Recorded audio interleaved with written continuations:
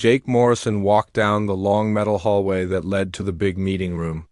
His shoes made soft sounds on the shiny floor. He was Earth's main speaker for this important meeting.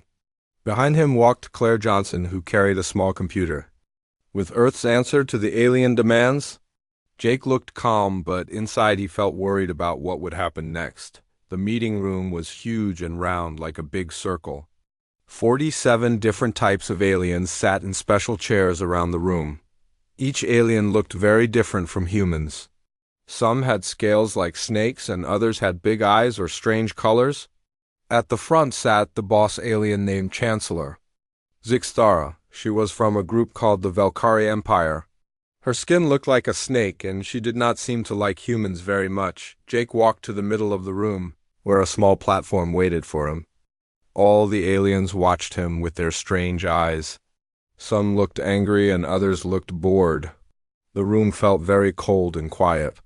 Jake could hear his own heart beating fast, but he did not show his fear on his face. The Chancellor spoke in her alien language, but a machine changed her words to English so Jake could understand. Her voice sounded mean and bossy.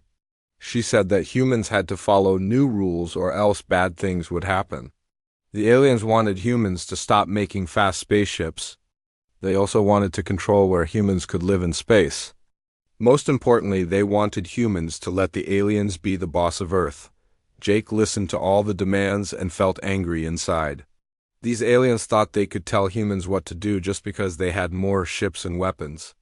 They acted like they owned the whole galaxy and all the planets in it.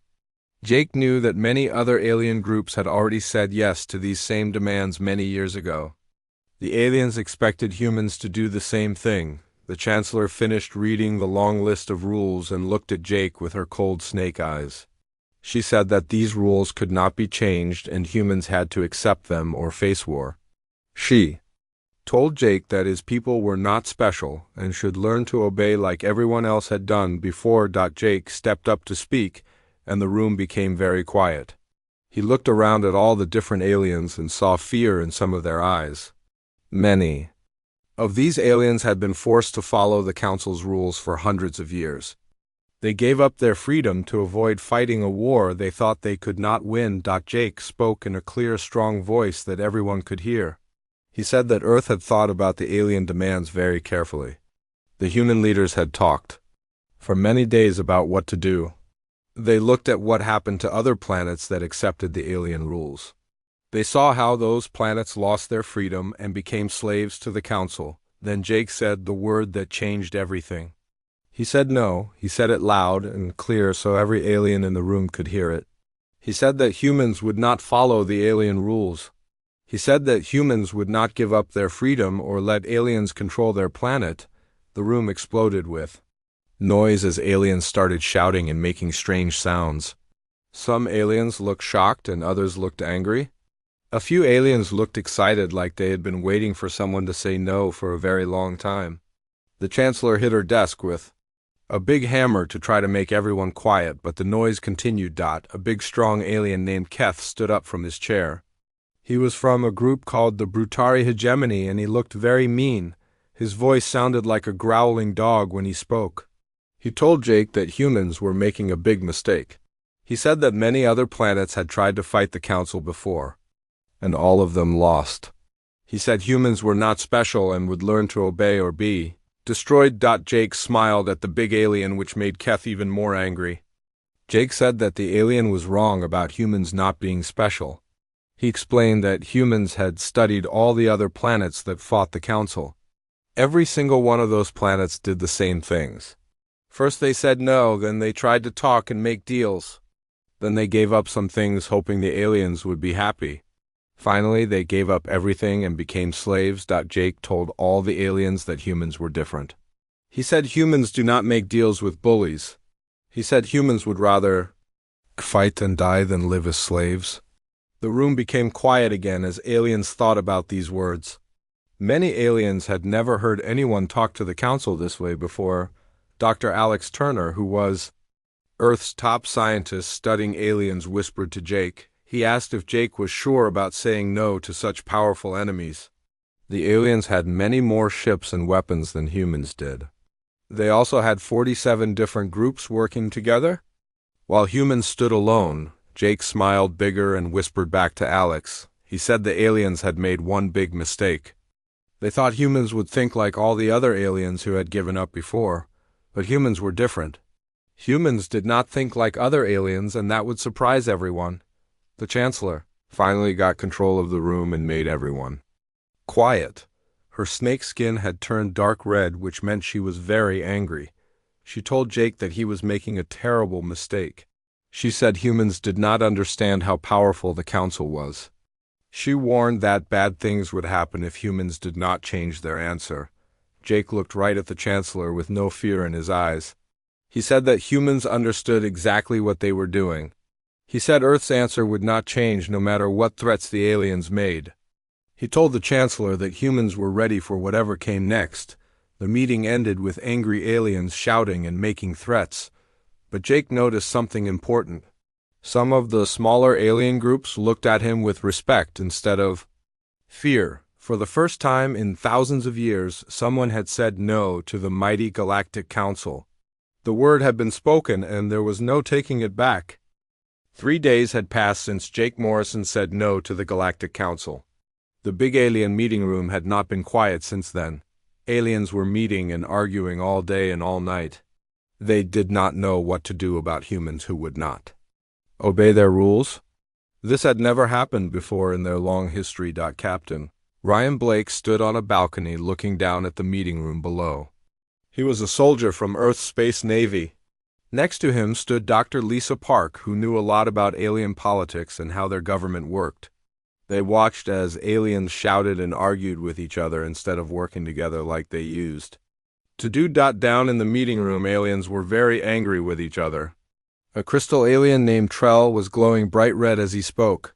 He said humans needed to be punished with war so other planets would not get ideas about saying no to.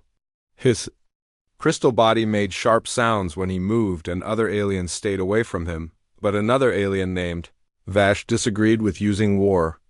He was from a group called the Centauri Republic, and he had blue skin with silver spots.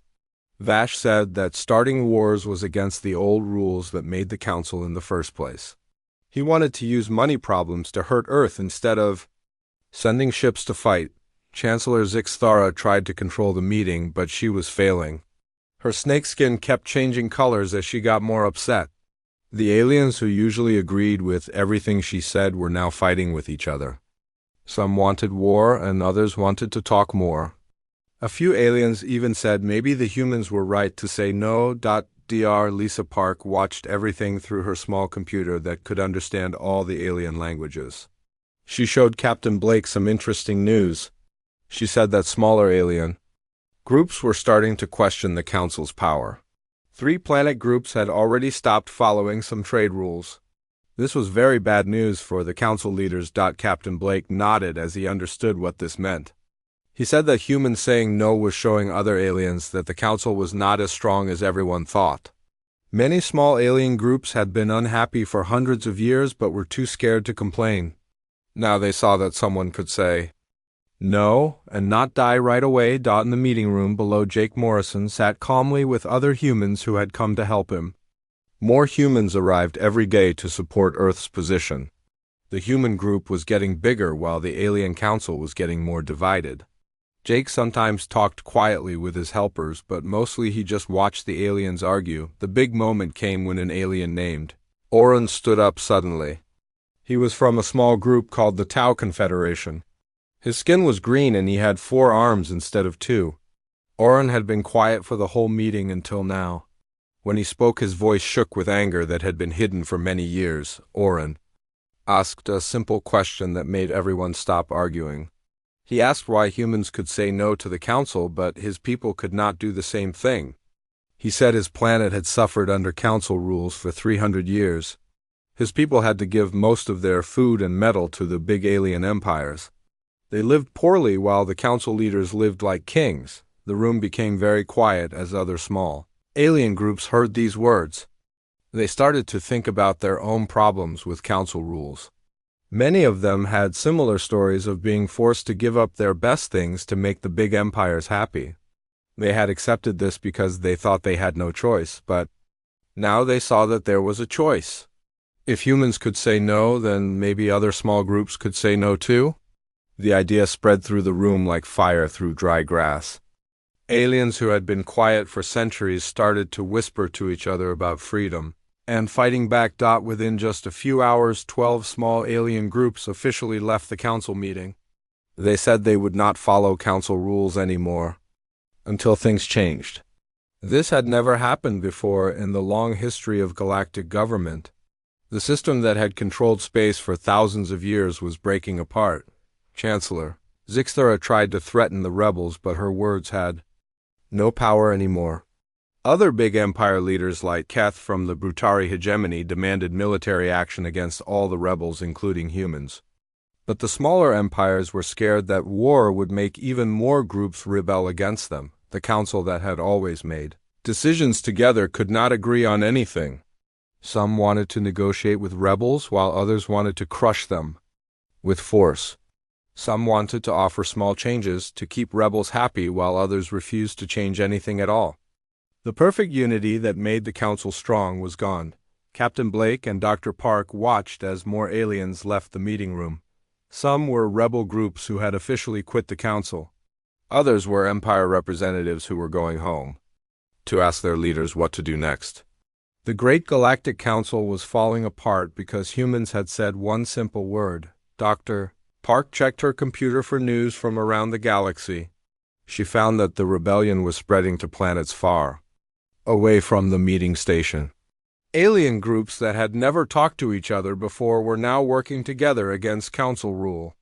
The news networks were calling it the largest political crisis in galactic history. Captain Blake felt proud of his species, but also worried about what would come next. The big alien empires would not give up their power easily. They had armies and weapons that could destroy whole planets. If they decided to use force, then many innocent people would die in the war that followed, but he also saw hope in the chaos below. For the first time in thousands of years, the galaxy had a chance to be free from the Council's control. Small alien groups were remembering what it felt like to make their own choices. The Empire leaders were scared because they knew their power came from fear, and that fear was disappearing. Jake Morrison finally stood up to speak again. The room became quiet as everyone waited to hear what the human leader would say. Jake looked around at all the aliens and smiled. He said that humans were happy to see other groups choosing freedom too. He offered to work together with any aliens who wanted to build a better galaxy. The offer of friendship surprised many aliens who expected humans to try to become the new bosses. But Jake made it clear that humans did not want to rule anyone else. They just wanted to be left alone to live their own lives. This simple idea was so different from how empires usually thought that it confused many alien leaders. As the day ended, the galaxy looked very different than it had just 1 week before. The Galactic Council was broken and could not control its members anymore. Rebellion was spreading faster than anyone could stop it. And it all started because one species had the courage to say no when everyone else said yes. The rebellion spread across the galaxy faster than anyone thought possible. Just 1 week after humans said no to the Council, 23 different alien groups had either left the Council or started openly fighting against its rules. The most shocking news came when the Andromedans, who helped create the Council thousands of years ago, said the whole galactic government needed to be completely rebuilt. Commander Sophie Lewis found herself in the middle of this galactic revolution.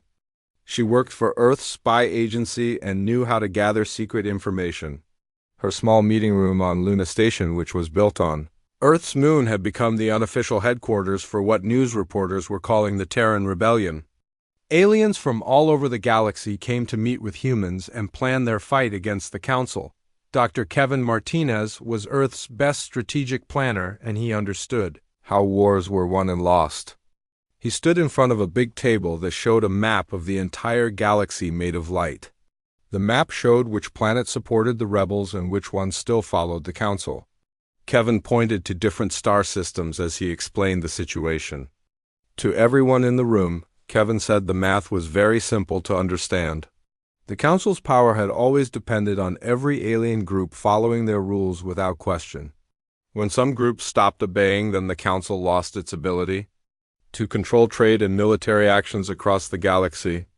Without total control, the big empires could not force smaller groups to do what they wanted. Sitting across from Kevin was Ambassador Yurin from the Helix Federation. She looked like she was made of blue light that moved and changed shape as she talked. Her people had been dreaming of freedom for hundreds of years, but never thought it was possible. Yurin's light body flickered with excitement as she talked about finally being free from Council control. Yurin explained that her people had been forced to give most of their energy resources to the big empires for centuries. The Council said this was necessary to keep peace in the galaxy, but really it just made the empire leaders rich and powerful. Her people lived with less energy than they needed, while the Council members lived in luxury with more than they could ever use. Commander Lewis listened to all the reports coming in from spy networks across the galaxy. She felt proud of what humans had started, but also worried about what would happen next. The rebellion was growing strong, but the Council's main members would not give up their power without a big fight. War was coming, and everyone knew it. The first sign of trouble came from Lieutenant Danny Foster, who worked in the communication center. He ran into the meeting room with urgent messages from rebel planets. His face was red from running, and he was breathing hard as he gave Sophie the bad news. Valkyrie warships had been seen moving toward several rebel systems, and they were demanding immediate surrender. The news got worse as more reports came in. The Brutari hegemony had started blocking trade ships from reaching rebel planets. This meant that planets would run out of food and medicine if the blockade continued. Other Empire forces were gathering near rebel systems and making threats about what would happen to planets that did not return to Council control. Commander Lewis knew that the rebellion had reached a critical moment. If the rebels did not fight back now, then the empires would crush them one by one. But fighting back meant starting a galactic war that could kill billions of people. She had to make a decision that would affect the future of the entire galaxy. She asked how long it would take for Earth's space navy to reach the closest rebel planet under attack. Lieutenant Foster checked his computer and said that Admiral Kate Harrison's battle group could reach Kepler Prime in 12 hours. But the Admiral was asking for permission to attack Council forces directly, which would mean humans were officially at war with the galactic empires. The room became very quiet as everyone thought about what this meant. Once human ships started shooting at Council forces, there would be no way to avoid a full-scale war. The empires would use all their power to destroy Earth and any aliens who supported humans. Many innocent people would die before the fighting ended, but Ambassador Iran's light body grew brighter as she made her decision. She said that her people's defense platforms were ready to help human forces fight the Council. If the empires wanted a war, then the rebels would give them a war they would never forget. Her people had been preparing for this moment for decades, even though they never thought it would really happen. Other alien representatives in the room started to speak up. The Tau Confederation said their fast attack ships were ready to join the fight. The Kepler colonies promised to share their advanced weapon technology with human forces. Small groups that had never worked together before were now united against their common enemy. Commander Lewis felt the weight of history on her shoulders as she opened a secure communication channel to Admiral Harrison. The Admiral's face appeared on the screen, and Sophie could see the determination in her eyes. Harrison had been waiting for orders and was ready to fight for the freedom of all rebel worlds. Sophie gave the order that would change the galaxy forever. She told Admiral Harrison that she was authorized to engage Council forces and protect rebel planets from attack. She said to show the empires what happened when they threatened people who just wanted to be free. The human space navy was officially at war with the Galactic Council. The response from rebel allies was immediate and overwhelming. Within hours, alien defense forces across dozens of systems were reporting ready for battle. The rebellion that had started with words was now becoming a shooting war that would decide the future of galactic civilization. Dr. Martinez updated his star map to show the military situation. Rebel forces were smaller than Council armies, but they were spread across many different systems, which made them hard to attack all at once. The rebels also had something the Council did not have, which was the support of local populations who wanted freedom from empire rule. The real advantage the rebels had was unity of purpose. Every rebel group was fighting for the same thing, which was the right to control their own lives and planets. The Council forces were fighting to keep their power and wealth, which was not as strong a motivation when facing people who had nothing left to lose. As reports of the first battles started coming in, Commander Lewis realized that humans had done something incredible. They had not just said no to the Council, but had inspired dozens of other groups to stand up for themselves too. The galaxy would never be the same again. The war was just beginning, but already the rebels had achieved something important. They had shown that the mighty Galactic Council could be challenged and defeated. The empires that had ruled for thousands of years were facing their first real threat, and they were scared. Fear was something the Council had always used to control others, but now that fear was working against them. Ambassador Yiren flickered with hope as she watched the battle reports come in. Her people and many others had waited centuries for this chance at freedom. They would not waste it by backing down now when victory was finally possible. The Battle of Kepler Prime lasted 18 hours and changed the galaxy forever. Admiral Kate Harrison commanded Earth's space fleet from her flagship called the UES Constitution. Her ships fought alongside vessels from 7 different rebel alien groups against the mighty Valkyrie Imperial Navy. This was the first big battle of the Galactic Civil War, and everyone knew the outcome would decide the fate of the rebellion. From her command center, Admiral Harrison watched as her tactical officer Commander Nick Thompson coordinated the mixed fleet of human and alien warships. The battle was unlike anything anyone had ever seen before. Human ships with their sleek designs moved quickly around the enemy, while alien cruisers from the Helix Federation provided covering fire with their energy weapons. Tau destroyers used their speed to attack Valkyrie supply ships that tried to escape the battle. The Valkyrie forces had expected an easy victory against what they thought were primitive rebels. Their commanders had not prepared for the level of coordination and tactical skill shown by the mixed rebel fleet. Human military doctrine emphasized flexibility and adapting to changing conditions, which confused the rigid Valkyrie battle formations that had worked against other enemies for centuries. Admiral Harrison smiled grimly as she watched enemy ship formations break apart under the coordinated rebel assault. She told Commander Thompson that the Valkyrie had made the same mistake as the Council politicians. They expected their enemies to fight like all the other alien groups who had been defeated before. But humans fought differently, and that difference was winning the battle. Meanwhile, back on Earth, President Lavra Bennett was meeting with her top advisors in an emergency session. She had been elected as Earth's leader just months before first contact with the Council, and now found herself directing humanity's first war against alien enemies. The weight of responsibility was enormous, but she was determined to lead her people through this crisis. General Carl Stevens, who was the head of Earth's military forces, gave the president good news from the battle. He reported that preliminary results showed complete victory at Kepler Prime, with catastrophic losses for the Valkyrie fleet.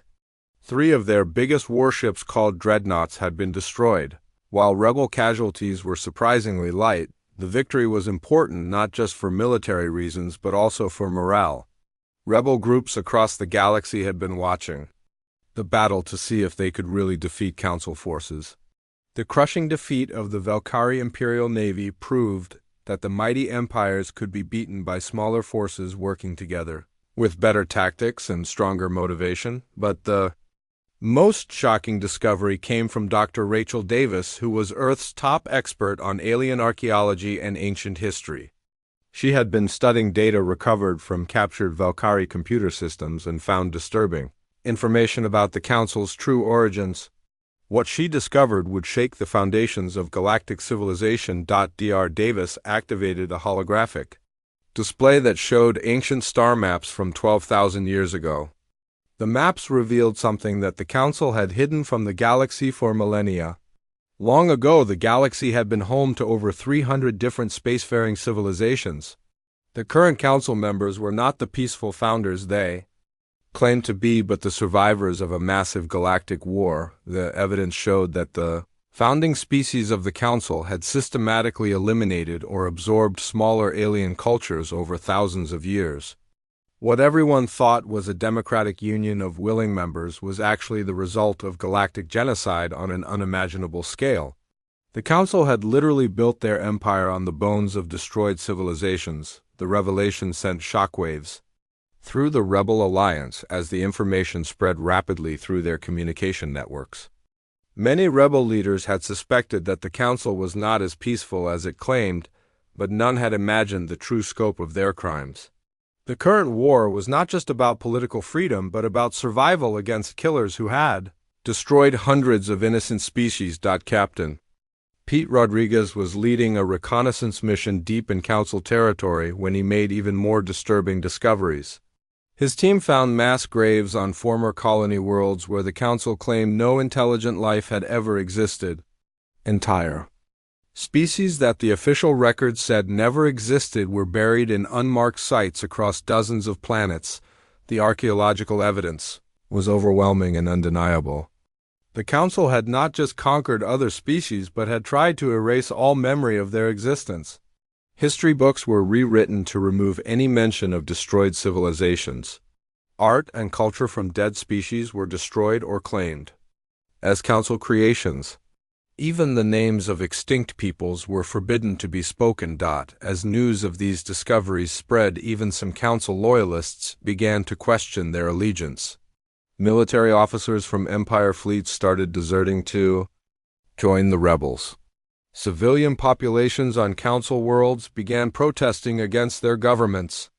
The carefully constructed narrative of galactic peace and prosperity crumbled under the weight of archaeological evidence. President Bennett decided to address the entire Rebel Alliance in a broadcast that would reach every Rebel system. She stood before cameras that would carry her words to billions of people across the galaxy. Her speech would become one of the most important moments in galactic history. The president told the rebel forces that humanity had not started this war to conquer or control anyone. Humans had fought back simply to survive against those who would enslave them. But now everyone knew the truth about the council's bloody history. This was not rebellion against legitimate authority, but liberation from genocidal tyrants who had murdered countless innocent species. She said that the Rebel Alliance was fighting for more than just political freedom. They were fighting to prevent the council from finishing their ancient plan to eliminate all independent life in the galaxy. Every species that joined the rebellion was helping to save not just themselves, but future generations, who deserved the chance to exist and thrive. The speech had a powerful effect on rebel morale and also convinced several neutral species to join the alliance. The war was no longer seen as a political dispute, but as a fight between good and evil. The rebels were not troublemakers, but heroes trying to stop mass murderers from completing their genocidal mission. Admiral Harrison received reports that council forces were retreating from several systems as their own soldiers refused to fight for leaders they now knew were war criminals. The Valkyrie Empire was fracturing as different factions fought over whether to continue the war or make peace with the rebels.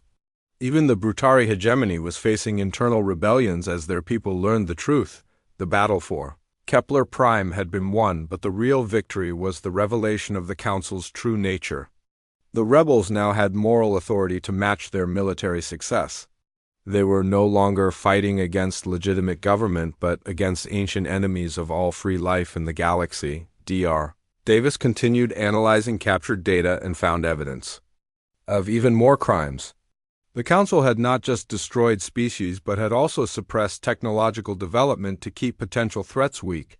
Medical advances that could have saved millions of lives were hidden. Energy technologies that could have ended poverty were banned. The Council had deliberately kept the galaxy primitive to maintain their power. As the truth spread, the rebellion grew stronger while the Council grew weaker. The foundation of lies that supported their empire was cracking, and there was no way to repair the damage. The galaxy was waking up to the reality of what they had been living under for thousands of years, and they did not like what they saw. 6 months after humanity first refused to negotiate with the Galactic Council, the galaxy looked completely different from before. The authoritarian structure that had controlled space for thousands of years had collapsed entirely. In its place grew a chaotic but vibrant collection of independent alliances and federations that worked together by choice rather than force. Admiral Jake Morrison had been promoted from his diplomatic position to military command of the rebel forces. He now stood on the observation deck of Harmony Station, which was a massive new space facility built with technology, freely shared between dozens of different species. The station served as headquarters for what historians were already calling the Galactic Liberation. The view from the observation deck showed ships from hundreds of worlds docking and departing as representatives worked together on projects that would have been impossible under Council rule. Human engineers collaborated with Andromedan, scientists on revolutionary medical technology that could cure diseases affecting multiple species.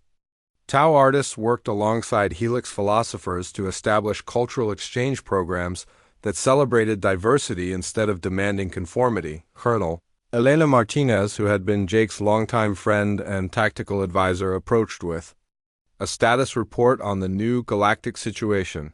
She consulted her datapad with satisfaction as she read the latest numbers. 41 former Council species had joined something called the Free Systems Alliance. The mighty Valkyrie Empire had broken apart into 6 separate governments that were too busy fighting each other to threaten anyone else. Most importantly, the Brutari hegemony had finally agreed to peace talks. The transformation had not been easy, or without cost. Economic disruption from the war had caused hardship on many worlds as old trade agreements collapsed and new ones had to be negotiated. Some former Council loyalists continued to launch terrorist attacks against Alliance facilities. Valkyrie hardliners refused to accept defeat and kept fighting a guerrilla war from hidden bases in remote systems. Dr. Ben Taylor, who headed the new Interspecies Research Initiative, brought exciting news about recent discoveries. His teams had made contact with civilizations in the Outer Rim regions that the Council had never even known existed. It turned out there were over 200 species that had been hiding in the galactic periphery for millennia to avoid Council attention. Admiral Morrison laughed at the irony of the situation. The Council had thought they ruled the entire galaxy, but they had barely controlled half of it. All those hidden civilizations had been watching and waiting for someone to challenge the empires. When humans finally said no, it gave these secret peoples the courage to reveal themselves and join the fight for freedom the hidden civilizations brought. New technologies and ideas that amazed even the most advanced alliance members. Some had developed medical techniques that could extend life for centuries. Others had created energy systems that produced no pollution or waste. A few had even learned to communicate across vast distances instantly without using any machines. President Bennett's voice echoed through Harmony Station as she delivered her weekly address to the Allied systems. She acknowledged that the road ahead would be difficult and that building a truly free galaxy would take many generations. But she reminded everyone that they had already proven that tyranny was not inevitable and that every species had the right to chart its own course among the stars. The president also warned that the victory was not complete and might never be finished. There would always be those who wanted to dominate others and rebuild the old systems of oppression. The price of freedom was constant vigilance against those who would take it away. But she expressed confidence that the galaxy had learned its lesson and would never again allow a small group to control everyone else. As Admiral Morrison watched construction crews work on the next expansion of Harmony Station, he reflected on humanity's unexpected role in galactic history. Earth's stubborn refusal to submit to alien demands had shattered an ancient system that seemed unbreakable. The simple act of saying no when everyone else said yes had changed the course of civilization across thousands of worlds. Dr. Martinez joined him at the observation window and joked about whether they would put up statues of him somewhere as the hero who freed the galaxy. Morrison chuckled and said he hoped not, because this had never been about human superiority or cosmic destiny. Humans had just gotten angry enough to say no when everyone else was too scared to resist. Sometimes that was all it took to change everything. The galaxy was rebuilding itself one alliance at a time, with each species contributing their unique strengths to the common good. The rigid hierarchy of the Council was replaced by a flexible network of partnerships that could adapt to changing conditions. Instead of orders flowing down from empire capitals, decisions were made by consensus among equals. Trade flowed more freely than ever before as species shared resources and knowledge without paying tribute to distant overlords. Scientific research accelerated as brilliant minds from different worlds worked together on problems that had puzzled individual species for centuries. Art and culture flourished as peoples learned from each other's traditions and created new forms of expression. The military situation had stabilized, with most council remnants either joining the alliance or agreeing to peaceful coexistence. The few holdouts who continued fighting found themselves increasingly isolated as their own people grew tired of war and chose peace. Even the most stubborn empire leaders were beginning to realize that the old ways were gone forever. 5 years after the revolution began, Admiral Morrison returned to visit the ruins of the old council chamber, which had been converted into a museum dedicated to the victims of galactic oppression.